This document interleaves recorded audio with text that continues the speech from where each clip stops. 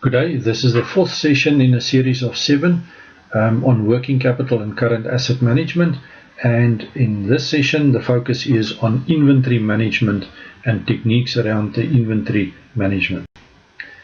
So a company like Ford, to maintain their good strong position in terms of their working capital ratio, they need to really focus on managing the inventory and reducing the pressure on inventory, and also making sure that the inventory that's utilized is actually efficiently used. So inventory holdings are important to operations, because without inventory, operations cannot take place and production cannot take place, and it will delay lead times, production times to the customers. So inventory levels is therefore important to manage on two sides. The first one, because of customer demand. Sufficient inventory needs to be available so that demand could be met, and that the different types of products are available when customers require them. But on the other side, higher inventory levels has got an impact on the cost of sales, and therefore the intention is to reduce the cost of sales to improve the profitability, and there needs to be a balance struck between cost of sales and the customer demand requirements. So the objectives therefore is to maximize the inventory turnover, selling as often as possible, or alternatively, or combination, minimize the inventory days. So the levels of inventory in the business should be reduced sensibly, keeping the objectives in mind. So the different departments involved with inventory have different priorities. The finance department wants to reduce the investment in inventory as far as possible. That means low levels of inventory. Production and manufacturing department are very worried that they won't have enough stock and materials available for the production process, and that the manufacturing process will grind to a halt due to a lack of inventory. Purchasing department, they are focused on reducing costs of units purchased, and therefore bulk orders would be their preference, and they would then increase the levels of inventory in the business because of bulk purchases. And in the marketing and the sales department, salespeople want always a ample stock of all the derivatives and all the products, so that they can just sell them and not considering the impact on the business. Okay, so what are the techniques in terms of inventory management? The first one is called the ABC analysis, and that is not the ABC costing model. This is a classification of inventory in normally the warehouse, to identify the types of inventory that needs more attention and inventory that needs less attention. And the reason for this is category A, for instance, are high value items.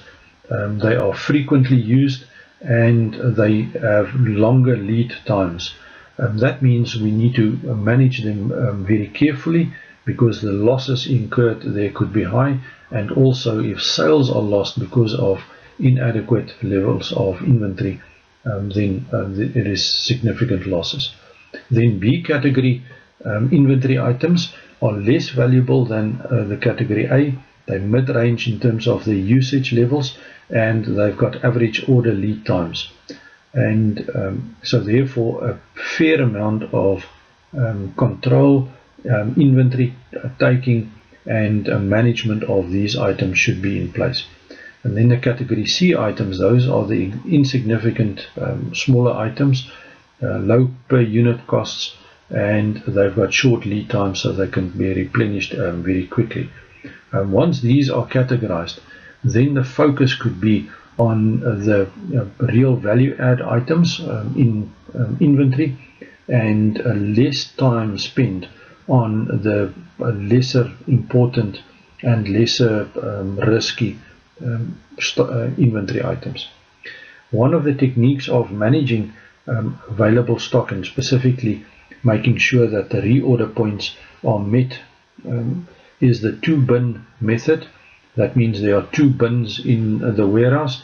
One has got your safety or the quantity at the reorder point, and the second one is got the normal usage quantities.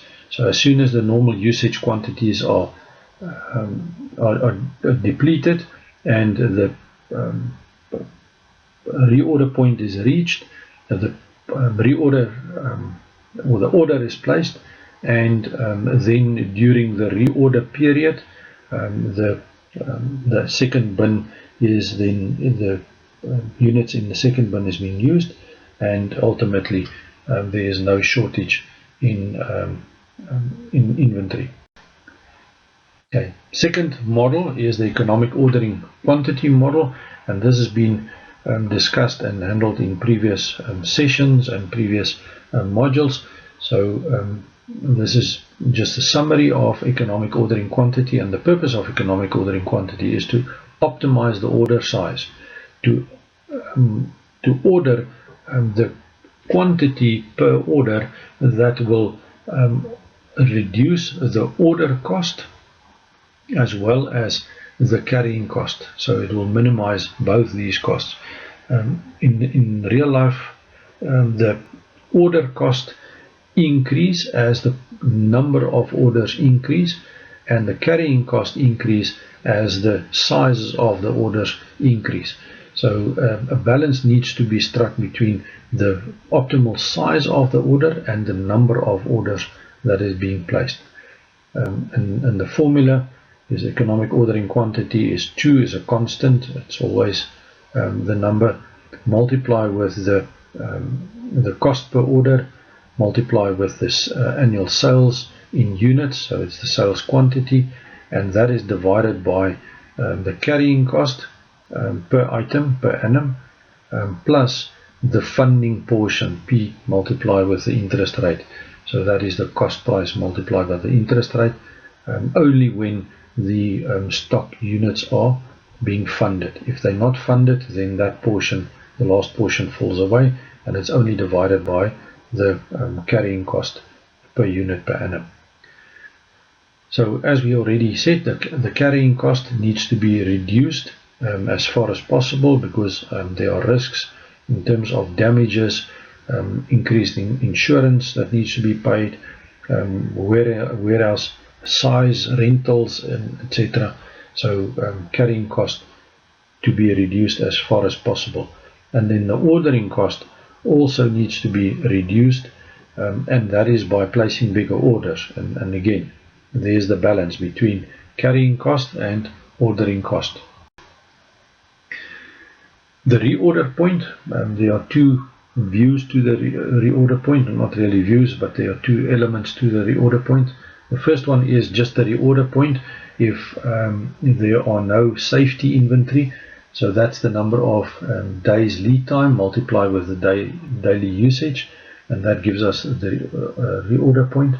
Or alternatively, if a safety inventory needs to be carried, that just is just added to the previous calculation. Another model in terms of inventory management techniques is the just-in-time model, and the principle behind this is that very little or no stock or inventory is being carried by the company, and there is a relationship with the supplier. Often it's more than just a relationship. There's integration of systems. BMW, for instance, run their production line from Germany, and so the production line in South Africa is run from Germany, and they've got integrated systems with their suppliers of wheels and seats, etc., and those are delivered just in time, so it's delivered at night, and the production takes place in the next morning. So the intention here is to reduce the warehousing totally or as far as possible. And what are the advantages? Obviously there's no warehousing, no risk, or very little risk in that regard. But if there are issues with the supplier, then the whole production line comes to a halt. Last, just a few comments on inventory in international environment. So if units or stock is bought from international environment, it needs to be considered that there are higher lead times, it takes longer to be transported, there are greater risks when these are transported in terms of breakage and not the correct quantities, not the correct quality, not the correct components. There might be issues with naming of components, and then the last one is the potential expensive modifications that might be required because it does not meet the South African specifications or specific product specifications, so modifications needs to be made as well. So there are a number of risks dealing with international suppliers. So that brings us to the end of this session, and the next session is actually a two-part session on accounts receivable management. So it consists of a 5A and a 5B.